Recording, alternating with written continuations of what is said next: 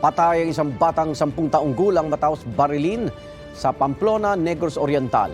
Sugatan naman ang 3 pinsan ng biktima ng mga minor de edad din. Sa investigasyon, naglalaro ang mga bata sa bahay ng kanilang lola nang biglang may nagpaputok ng baril. Pagkatapos ay nakita ang bata na nakahandusay. Hindi pa matukoy ang salarin. Isa sa mga tinitingnang anggulo ay ang alitan umano ng pamilya sa ilan nilang kapitbahay.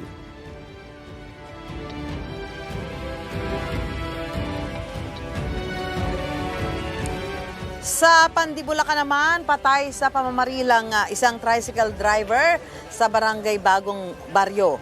Ayon sa Pandipulis, namamasada ang biktimang si Fernando Lasco nang barilin ng 2 beses ng isang gunman.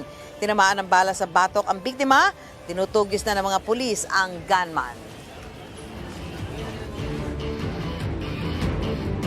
Mga kapuso, para una ka sa mga balita, mag-subscribe sa GMA Integrated News sa YouTube. Sa mga kapuso abroad, subaybayan niyo po kami sa GMA Pinoy TV at sa www.gmanews.tv.